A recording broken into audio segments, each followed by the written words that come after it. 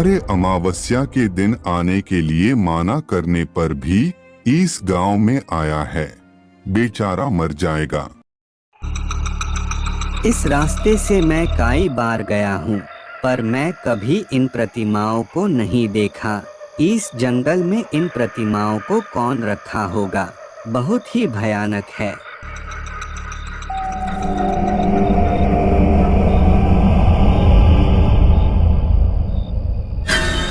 प्रियतम, ओ प्रियतम, मैं तुम्ही को बुला रही हूँ। प्रियतम, ओ प्रियतम, तुम्ही को बुला रही हूँ, इधर देखो। गोपाल बहरा, इसलिए चुड़ैल की बोलने पर भी ओ पीछे न मोड़ा और वहां से चला दोस्त, गया। कल अमावस्या थी, गांव में एक भी आदमी नहीं थे। तुम भी मुझे दिखाई नहीं दिए। अरे, जब हम आधा रास्ता पर पहुंच गए तब हमें पता चला कि कल अमावस्या थी। हम तुम्हें बताना चाहते थे पर तुम हमें कहीं दिखाई ही नहीं दिए। हाँ, ठीक है ठीक है ठीक है, मैं चलता हूँ। ऐसा कहकर गोपाल वहां से चला गया।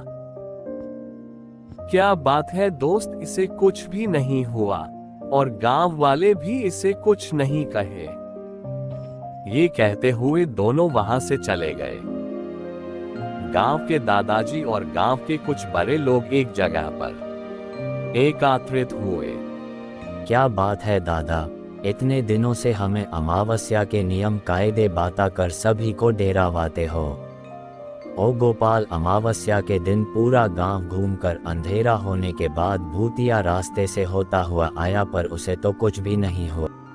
हाँ, शायद चुड़ैल हमारी गांव को छोड़कर चली गई होगी। अब कोई नियम नहीं है, अब तुम लोग को पसंद हो वैसा करो। कुछ समय बाद अमावस के दिन भूतिया रास्ते से होता हुआ एक व्यक्ति गांव की ओर आ रहा था। तभी चुड़ैल उसके पीछे पीछे आ रही थी। प्रियतम, ओ प्रियतम, मैं तुम्ही को बुला रही हूँ, इधर देखो। हंसते हुए पीछे मोड़ा। डर के चिल्लाने से पहले है चुड़ैल जोर से हंसने लगी। ये क्या था, रास्ते के बगल में ही एक पुतले के रूप में बदल गया।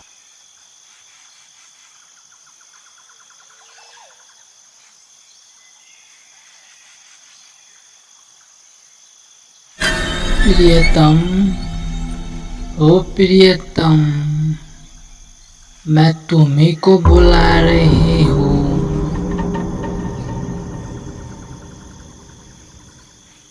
इन सारी बातों से अनजान गोपाल चुड़ैल के बुलाने पर भी नहीं सुनता था और वहां से चला जाता था।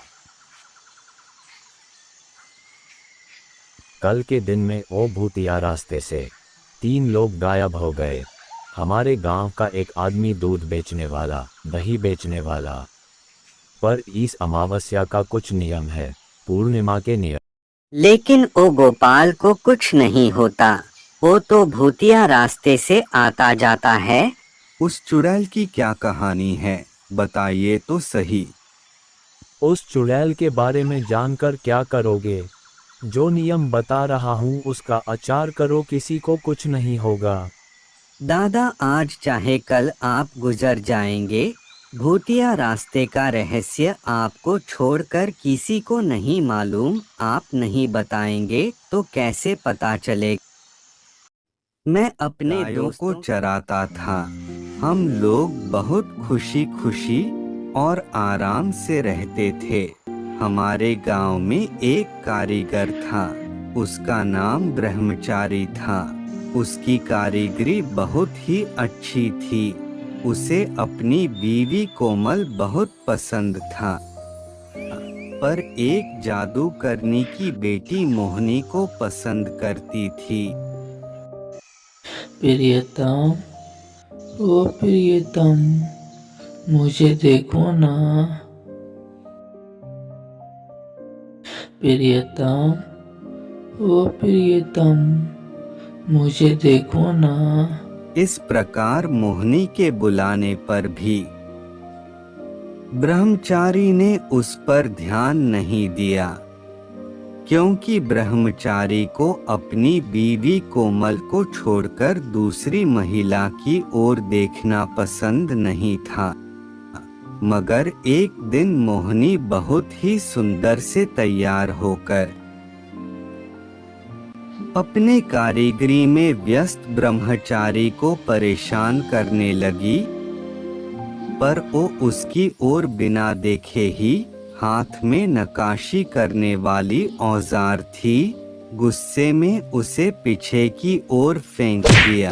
वो मोहिनी के जाकर नाक पर लगी और नाक निकलकर नीचे गिर गई।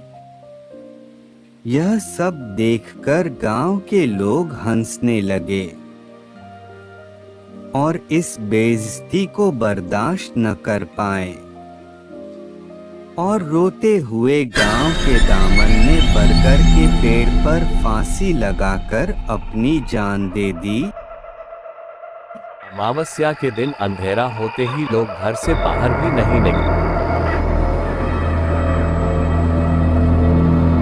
प्रियतम, ओ प्रियतम, मैं तुम्ही को बुला रही हूँ। पर गोपाल अमावस्या के दिन आता जाता है, पर उससे क्यों नहीं कुछ होता है?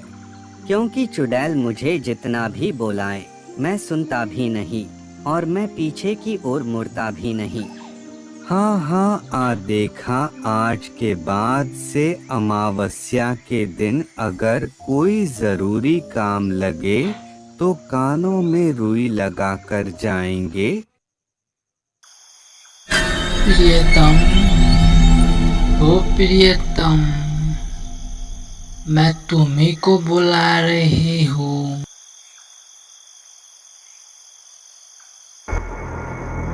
इस प्रकार चुड़ैल के बुलाने पर कोई पीछे नहीं मुड़ता। इस प्रकार रानापुर के लोगों को छुटकारा मिल गया।